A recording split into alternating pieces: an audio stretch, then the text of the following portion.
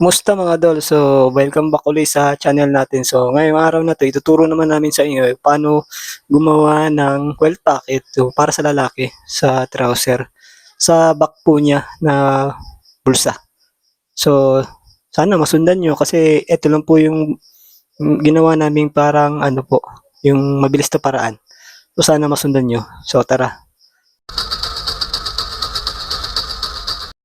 So, ito na nga mga Dol, yung first part natin is kailangan nakagupit na kayo ng yung fusible, yung matigas. Sabihin natin mga 6 inches lang, tapos yung lapad niya is mga kalahating inches lang po. Bago niyo ikabit dun sa sa isang tela.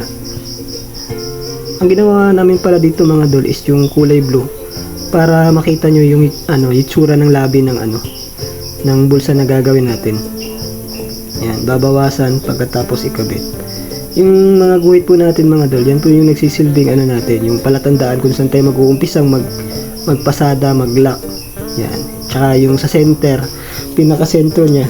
Yan. Pagkatapos mga Dol is yung pocket bag. Yung tela po ng pocket bag natin is yung gamit po namin ay Ginaklot. Yan, tapos maglalagay din po kayo ng center, yung parang palatandaan po yan. Yan po yung itatapat yung sa tela po natin, yung para sa sa trouser.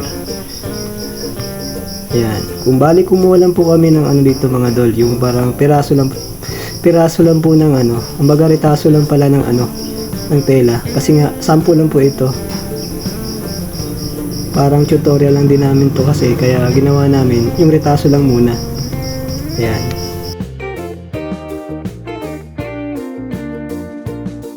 Dito sa part na to mga Dol, iniilalim namin yung pocket bag niya.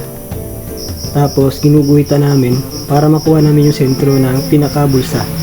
Ayan, ganyan lang po mga Dol ang gagawin. Bali 5 inches lang po yung pinakalabi ng natin, ng bulsa natin. Ayan. Single piping lang po to mga Dol. Isa lang po yung labi niya. Ayan, lalagyan po ng center sa gitna. Bago nyo pasadahan sa gitna, para hindi na sila magkahiwalay.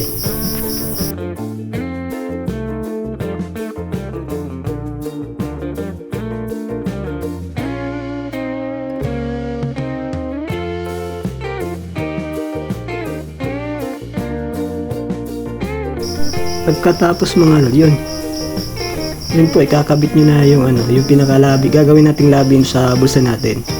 Bali yung guhit po natin yan, tinapat natin sa sentro yung pinaka-center po ng labi natin.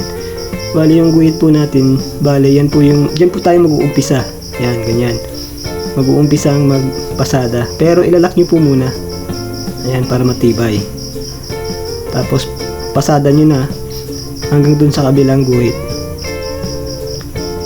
Ayan. Ganyan nga mga Dol, yung yung tamang pagpasada. Dahan-dahan lang, na hindi maapakan yung fusible o matamaan, sa gilid lang po siya. Yan, pagkatapos ito naman po sa kabilang part din ng natin, labi natin, may guhit. Same procedure lang mga Dol.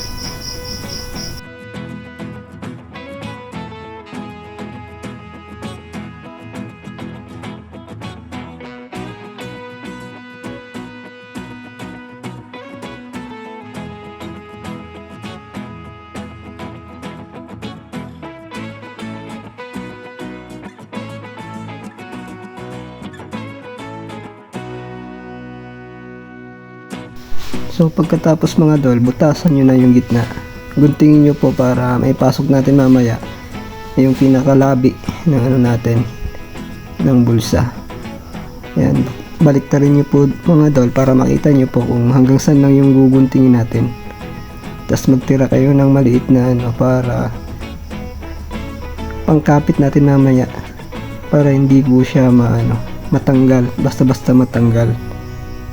Yan.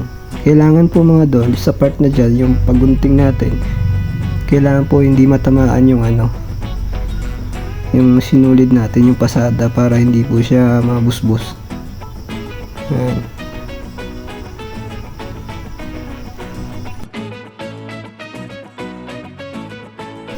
Dito mga Dol, sa ipapasok na natin yung pinakalabi ng ating bulsa. sa loob. Ayan, parang nakabaliktad na siya.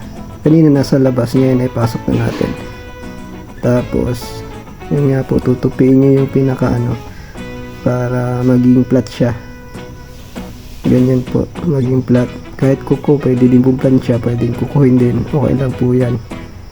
Tapos yung pinakalabi po natin, yan ibabalot po, yan.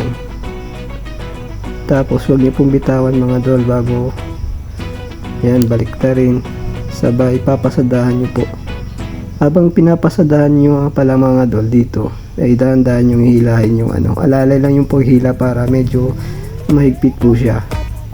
Ayan, para mahigpitan po natin yung pinakalabi natin. Yan po yung magsisilbing balot natin para hindi na bumuka.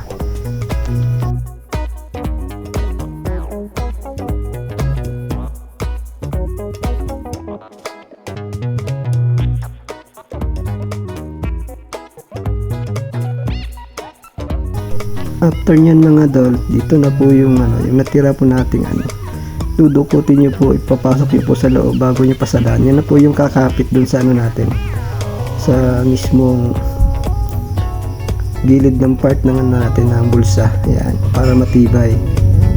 Yan, lumabas na po para lumitaw na yung niya, pinakalabi ng natin, ng bulsa. Yan, ilalak nyo po para matibay. Ganon din po sa kabila. Same procedure lang po.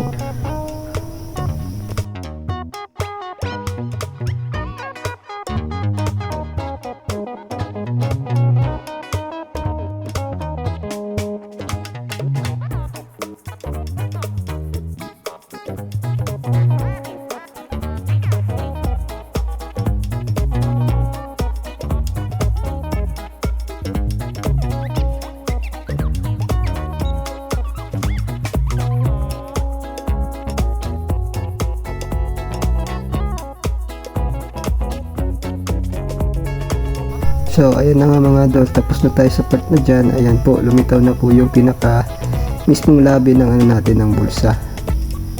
Tapos isusunod natin is yung yung sa part naman po ng pocket bag.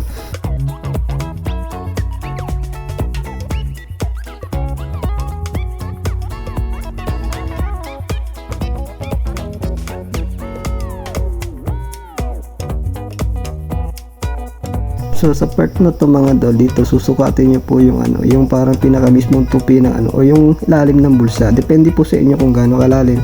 Tapos mag-adjust po kayo para din po yung lagayan ng facing. Ayan, yung pangalawang guhit po is lagayan po ng facing yan.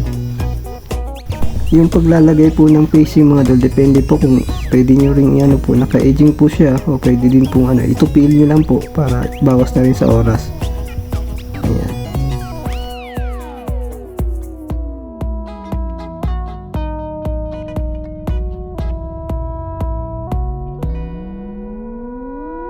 So tapos na po tayo sa facing mga dol. So ipofold na po natin para magmumukha na po talaga siyang busa. Ayan. Tapos yan, itabi nyo lang po yung part na yan, yung tela ng natin, yung trouser natin, para hindi po maisama sa pasada.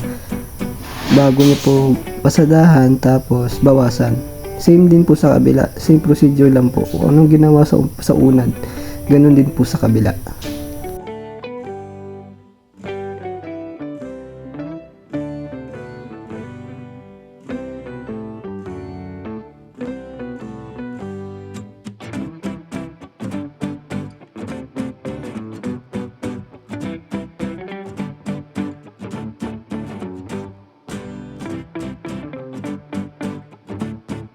So pagkatapos mga dol, yung ginawa natin, pasada, ayun, dudukutin nyo na po yung pinaka sa loob.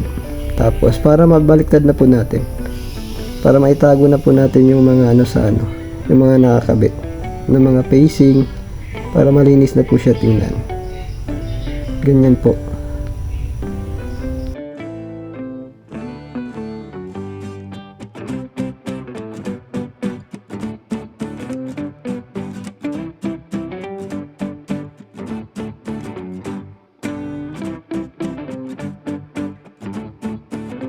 So ito na po yung pinaka last part sa video natin mga dol, is yung sa parting taas is papasok niyo po sa loob, dudukutin para malinis na po siya tingnan, at para hindi na rin po bumuka, kailangan nyo pong pasadahan ng dahan-dahan na hindi maapakan yung pinaka mismong labi natin.